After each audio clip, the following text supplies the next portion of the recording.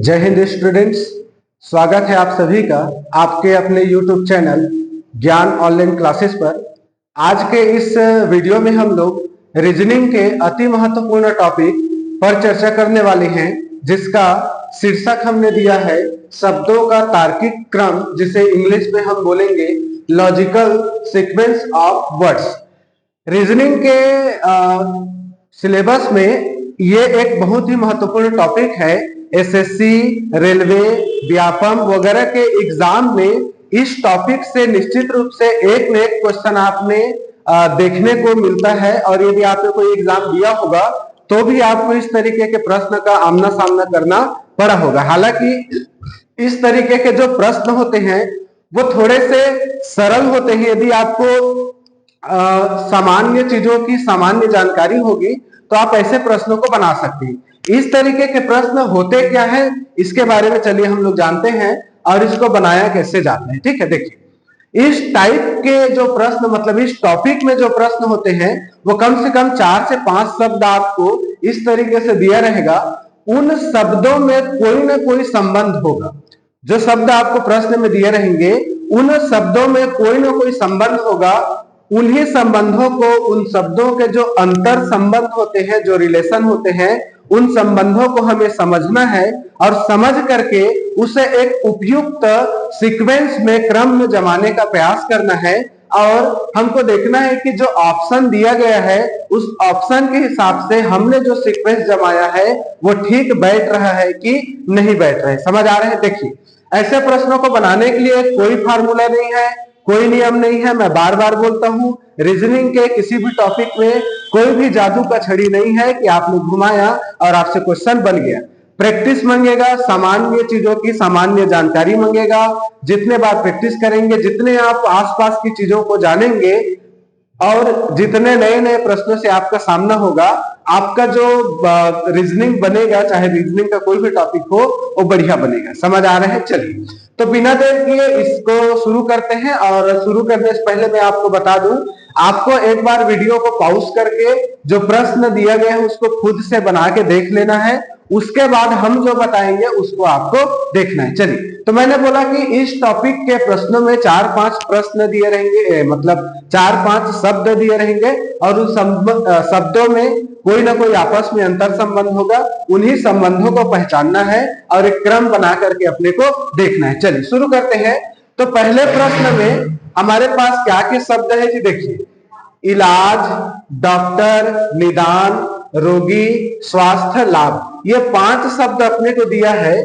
यदि हम इन 5 शब्दों को ध्यान से पढ़ें तो ये 5 शब्द किसी न किसी तरीके से आपस में संबंधित है।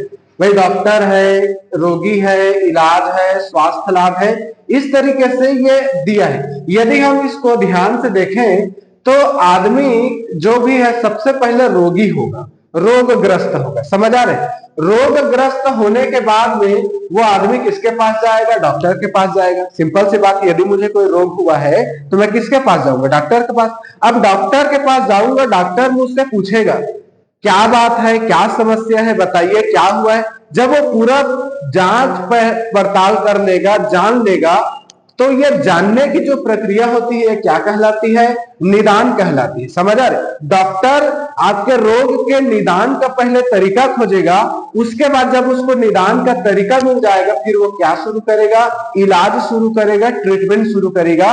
और इलाज जब हो जाएगा तब आपको क्या मिलेगा? स्वास्थ्य लाभ मिलेगा। समझ आ रही बातें? देखिए, कोई मंगल ग्रह से आया हुआ चीज नहीं है, हमारे दैनिक जीवन से जुड़ा हुआ चीज है। आपको अच्छे से चीजों को समझना है। तो सबसे पहले रोगी जाएगा डॉक्टर के पास, डॉक्टर ढूंढेगा निदान, निदान करने के बाद वो करेगा इलाज, और इलाज होने के बाद मिलेगा स्वास्थ्य लाभ। तो इस हिसाब से रोगी पहले आएगा, तो 4 वाला पहले आना चाहिए।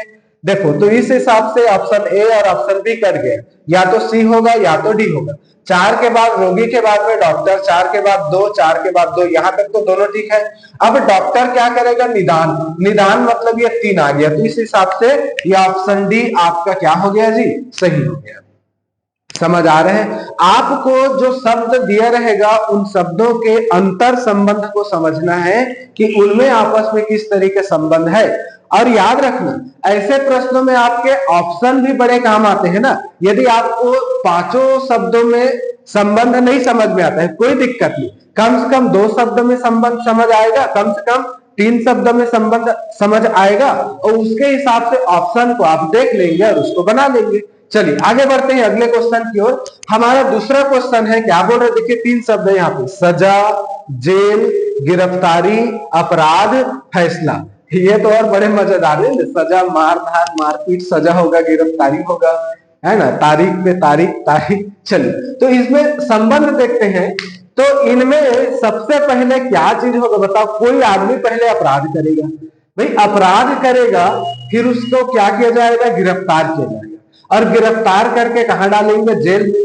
जेल में डालेंगे, फिर फैसला सुनाया जाएगा, और फैसला सुनाने के बाद उसको कोई ना कोई सजा दिया जाएगा। समझ आ रहा है? तो इस हिसाब से यदि हम देखें तो सबसे पहले 4 आना चाहिए। अब देखिए 4 कौन कौन से ऑप्शन में है? ऑप्शन सी में और ऑप्शन बी में। इस हिसाब से आपका ऑप्शन ए और ऑप्शन डी तो ऐसे ही कट गया। अब अपराध के बाद में उसको गिरफ्तार किया जाएगा, 4 3 4 3 4 3, तो बी और सी दोनों में है। और गिरफ्तार करने के बाद उसको कहां डालेंगे? जेल में डालेंगे। नहीं देखिए अपराध नहीं, जेल में। भाई जेल में कब डालेंगे? देखो जेल में कब डालेंगे? जब उसको पूरा सजा सुना दिया गया, भैया 6 साल कैद बामू शक्कत, समझ आ रहे हैं? तब जाके, मतलब जेल अंतिम है, जेल लास्ट है। हाँ ठीक है, जेल लास्ट है। तो पहले अपराध होगा, फिर गिरफ्तारी होगा, गिरफ्तारी के बाद फैसला सुनाया जाएगा जी, फैसला सुनाने के बाद सजा देंगे, और सजा देने के बाद उसको कहां डालेंगे? जेल में डालेंगे। हाँ ये सीक्वेंस, ठीक। देखो मैंने आपको कहा ना, ऑप्शन से चीजें समझ में आ जाएंगी। कहां से? ऑप्शन से। आप शुरुआत तो कीजिए, ठीक है। तो अपराध करने के बाद गिरफ्तार होगा, और गिरफ्तार करने के बाद में क्या सुनाएंगे? फैसला सुनाएंगे। समझ आ रहे? क्या सुनाएंगे? फैसला। और फैसला सुनाने के बाद क्या दिया जाएगा? उसको फैसला में सजा दिया जाएगा, और सजा के बाद उसको कहां डाला जाएगा? जेल में डाला जाएगा। इस हिसाब से ये आपका ऑप्शन सी करेक्ट यहाँ पर फिट बैठा। देखिए फास्ट बोलने के चक्कर में ना कभी कभी बफलिंग हो जाता है, क्योंकि वीडियो ज्यादा लंबा होता है ना तो मजा नहीं आता, इसलिए थोड़ा फास्ट बोलना पड़ता है। चलिए कोई दिक्कत नहीं, शब्दों में क्या रखा है, भावनाओं को समझे, है ना। चलिए अब आते हैं क्वेश्चन नंबर 3। क्वेश्चन नंबर 3 में देखिए क्या क्या दिया है? गरीबी, जनसंख्या, मृत्यु, बेरोजगारी, रोग। बड़ा गंभीर मसला है आज के हमारे भारत का, एकदम एकदम इसी पे फिट बैठ रहे, भारत पे फिट बैठ रहे क्वेश्चन, ठीक है। गरीबी है, जनसंख्या है, लोग मर रहे हैं रोग से, और बेरोजगारी में तो फिर हम और आप सब शामिल हैं। समझ आ रहे?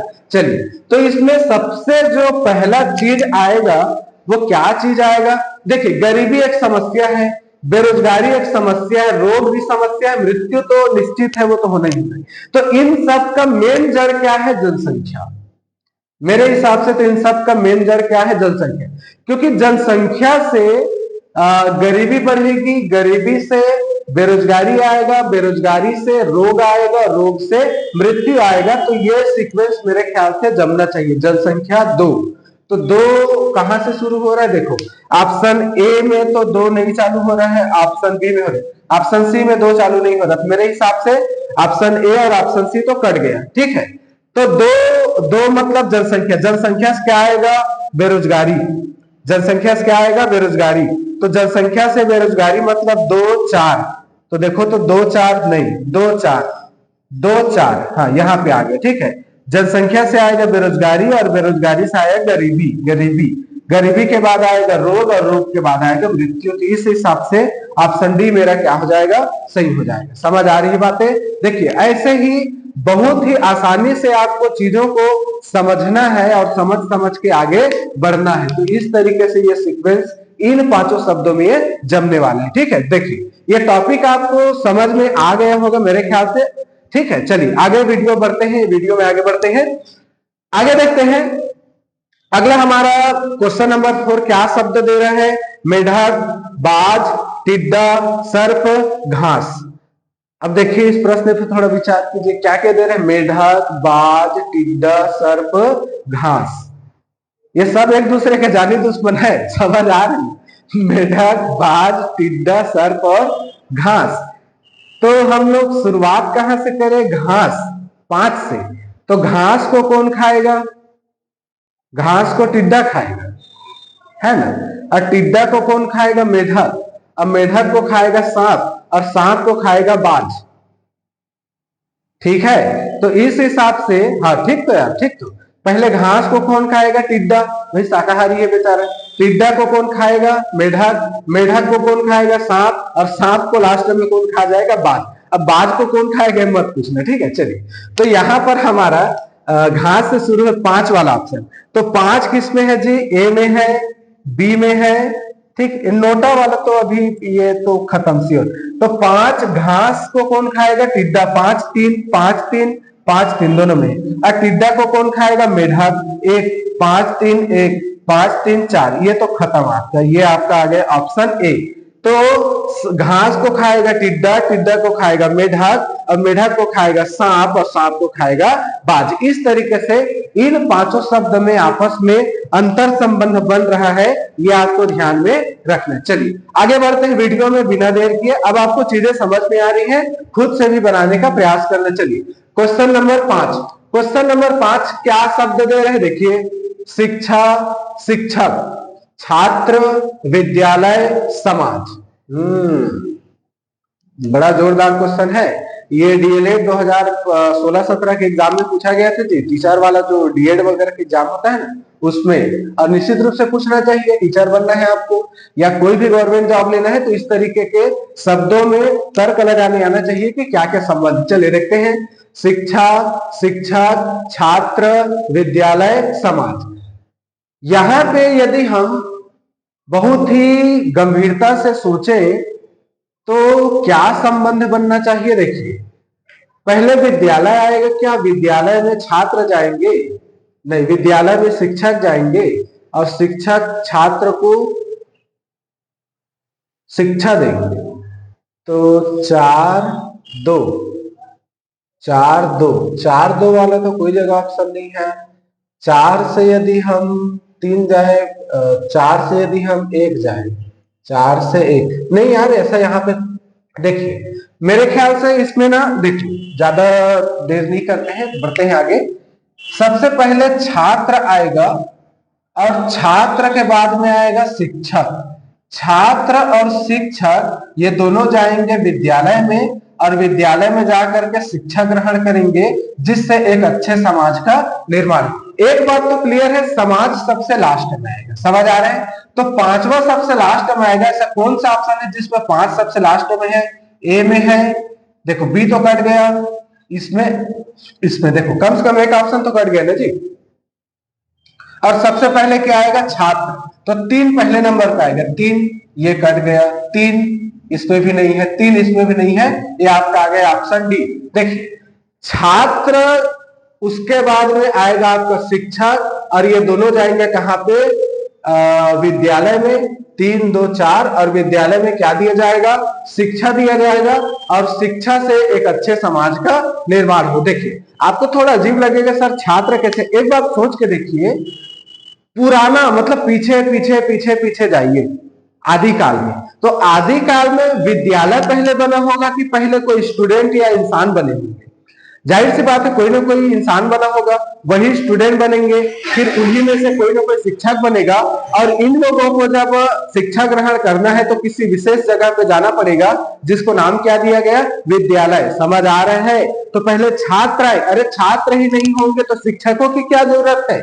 और छात्र और शिक्षक ही नहीं रहेंगे तो विद्यालय की क्या जरूरत है? समझ आ रही है बातें? ठीक है, तो पहले छात्र, फिर शिक्षक, फिर विद्यालय, उसके बाद में शिक्षा, और लास्ट में बनेगा आपका समाज। तो इस हिसाब से क्वेश्चन नंबर 5 का राइट ऑप्शन है डी। क्लियर है? चलिए समझ आ रही बातें? चलिए क्वेश्चन नंबर 6 देखते हैं। क्वेश्चन नंबर 6 मेरे ख्याल से ये पहले क्वेश्चन के जैसा ही, देख लीजिए। रोगी, डॉक्टर, दवा, इलाज और हॉस्पिटल। तो जैसा हमने क्वेश्चन नंबर 5 बनाया था, वैसे यहाँ पर हम बनाएंगे क्वेश्चन नंबर 6। और क्वेश्चन नंबर 6 में हम लोग देखेंगे कि किस तरीके के संबंध यहाँ पे बनेगा। देखिए, रोगी, डॉक्टर, दवा, इलाज, हॉस्पिटल। तो एक बात तो यहां पर हॉस्पिटल रहेगा, हॉस्पिटल में जाएंगे रोगी और रोगी मिलेगा डॉक्टर से और डॉक्टर करेगा इलाज और लास्ट में देगा आपका दवा। ये मेरे ख्याल से सीक्वेंस यहाँ पे बनना चाहिए। अब मान लो इंसान पहले रोगी होगा, रोगी होने के बाद में वो जाएगा हॉस्पिटल और मिलेगा डॉक्टर से और डॉक्टर उसको देगा दवा और करेगा इलाज। नहीं, देखिए यहां तक तो आपको ठीक लग रहा होगा ना। पहले आदमी रोगी होगा, रोगी जाएगा कहां पे, हॉस्पिटल में, 1-5, हॉस्पिटल में मिलेगा डॉक्टर, तो 1-5-2, यहां तक तो ठीक लग रहा है। अब डॉक्टर उसका पहले इलाज करेगा कि पहले दवा देगा, तो जाहिर सी बात है 3, तो दवा तो पहले नहीं देगा भाई, पहले इलाज करेगा, उसके बाद में क्या देगा, वो दवा करेगा। इस हिसाब से ऑप्शन सी कट जा रहा है, समझ आ रहा है। तो जब ऑप्शन सी कटेगा तो हमारे पास ऑप्शन बच रहा है ए, ये ठीक होगा। तो पहले जाएंगे हॉस्पिटल में, फिर मिलेगा रोगी, रोगी मिलेगा डॉक्टर से, डॉक्टर इलाज करेगा और इलाज करके उसको क्या देगा, दवा देगा। देखो आपको थोड़ा अजीब लग सकता है कि सर आपने पहले क्वेश्चन में ऐसा बताया, इसमें ऐसा बताया है, तो यदि मैं ऐसा नहीं करूंगा, ऑप्शन सी के हिसाब से चलूं, तो यहां पर तो मेरा गलत हो जा रहा है ना जी। मैंने आपको वीडियो के शुरू में ही कहा है, ऑप्शन के हिसाब से आपको कभी कभी सोचना पड़ेगा। तो ऑप्शन के हिसाब से चलेंगे तो ऑप्शन ए ज्यादा बेस्ट संबंध बता रहे पांचों शब्दों में। ठीक है, चलिए आगे बढ़ते हैं।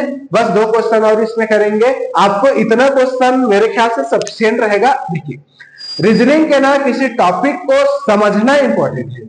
ज्यादा से ज्यादा क्वेश्चन प्रैक्टिस करेंगे वो बढ़िया बात है, लेकिन एक बार आपको समझ आ गया ना कैसे बनाना है, तो आप किसी भी क्वेश्चन को बना सकते हैं। ठीक है, चलिए आगे बढ़ते हैं। Question number 7। क्वेश्चन नंबर 7 में 5 शब्द आपको दिया है, समुदाय, सदस्य, परिवार, देश, स्थान। ठीक है, तो यहां पर बहुत सिंपल सी बात है। सबसे छोटा चीज होता है आपका सदस्य, सदस्य से बनता है आपका परिवार, परिवार से बनेगा समुदाय, समुदाय से बनेगा एक देश और देश रहेगा किसी न किसी एक स्थान पे। चलिए, तो जैसा मैं सोच रहा हूं उसी हिसाब से इसमें संबंध आप बना पा रहे हैं क्या? चलिए इसको हम लोग देख लेते हैं। तो सबसे पहले आएगा सदस्य और सदस्य के बाद बनेगा आपका परिवार और परिवार से बनेगा समुदाय, समुदाय रहेगा किसी स्थान पे और स्थान से मिलकर क्या बनेगा, किसी न किसी देश की निर्माण को। जैसे हम एक सदस्य हैं, हमारे सदस्य होने से एक परिवार का निर्माण हुआ, परिवार से एक समुदाय का, समुदाय किसी विशेष क्षेत्र में बसते गए और बहुत सारे स्थानों को मिलाकर, क्षेत्र को मिलाकर एक देश का क्या होता है, निर्माण होता है। तो इस हिसाब से पहले परिवार, पहले सदस्य, सदस्य से परिवार, 2-3, तो 2-3 2-3 2-3 2-3 शब्द है, 2-3 परिवार से समुदाय, 2-3-1, 2-3-1 ये कट गया, 2-3-1 ये कट गया, 2-3-1 2 ये भी कट गया। तो ये ऑप्शन से आपका राइट ऑप्शन निकल के यहाँ पर आ गया। चलिए, तो अब आते हैं लास्ट क्वेश्चन इस वीडियो का। हंसी खुशी विदा करना है, कोई लड़ाई झगड़ा नहीं करना है, अच्छे से इसको बनाना है। ठीक है, चलिए तो क्वेश्चन नंबर 8 क्या बोल रहे हैं, फ्लैट, मकान, महल, बंगलो, कुटिया।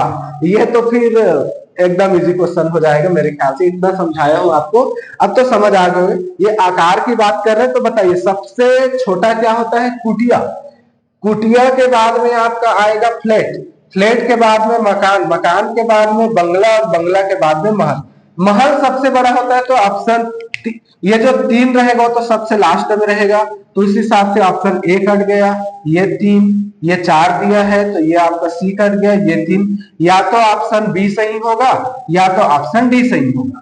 तो उस हिसाब से 5 पहले नंबर पे आएगा, 5 यहाँ पे भी पहले है, 5 यहाँ पर भी पहले है। ठीक है, यहाँ तक बढ़िया कंपटीशन है। अब कुटिया, कुटिया से बड़ा क्या होता है, फ्लैट, कुटिया से बड़ा क्या होता है, फ्लैट, फ्लैट मतलब 2-3 रूम होता है। ठीक है, तो फ्लैट, कुटिया के बाद में आएगा आपका फ्लैट, तो 5-1 5-1, ठीक है, 5-2 दिया है। तो इस हिसाब से मेरे ख्याल से ऑप्शन बी इसका राइट ऑप्शन आ जाना चाहिए और यही राइट ऑप्शन होगा। चलिए आगे देखते हैं, तो इसमें और देख लेते हैं। तो कुटिया, और कुटिया से बड़ा क्या होता है, फ्लैट, और फ्लैट, कुटिया के बाद में आपका हो गया फ्लैट, है ना। अब फ्लैट नहीं यार, फ्लैट बड़ा होगा कि मकान बड़ा होगा? हाँ बताइए, फ्लैट बड़ा होगा कि मकान बड़ा होगा? तो कुटिया, देखो कुटिया तो समझ में आ रहा है, छोटा सा जुगड़ी झोपड़ी, जोगड़ झोपड़ी होगा। अरे क्या बोलते हैं, जुगड़ी झोपड़ी बोलते हैं ना, झोपड़ी वगैरह, ठीक है।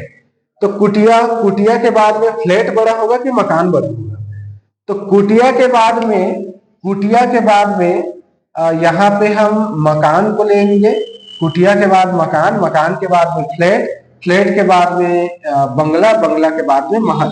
तो इस हिसाब से ये ऑप्शन डी हमारा सही ऑप्शन हो जाएगा। कुटिया, कुटिया के बाद में मकान 2, मकान के बाद में फ्लैट 1, उसके बाद में है आपका 4 बंगला और लास्ट में है आपका महल। तो इस हिसाब से option D is correct option, question number 8। समझ आ रहे हैं? चलिए, तो इस तरीके से हमने रीजनिंग के इस अति महत्वपूर्ण टॉपिक के ऊपर चर्चा कर लिया। इसका एक ही वीडियो आएगा, 2 वीडियो की जरूरत नहीं है। इस टॉपिक में सरल टॉपिक होता है, आप आए हुए क्वेश्चन का प्रैक्टिस करेंगे, निश्चित रूप से आपको और भी बहुत बढ़िया तरीके से सभी क्वेश्चन बन जाएगा। याद रखिए, ऐसा क्वेश्चन यदि आपको एग्जाम में पूछा जा रहा है, मतलब आपको 1 नंबर देने के लिए ही इसको देगा। एकदम सरल होता है, आप इसको बना करके देखेंगे। इस वीडियो को पूरा देखेंगे, जो समझाया गया है, जो बताया गया है, जिन अंतर संबंधों की चर्चा की गई है, उस पर आप बार बार मेहनत करेंगे और इस टॉपिक को अच्छे से बनाएंगे। चलिए, मिलते हैं रीजनिंग के किसी अगले टॉपिक पे अगले वीडियो में। तब तक के लिए पढ़ते रहिए, बढ़ते रहिए, मस्त रहिए। All the best.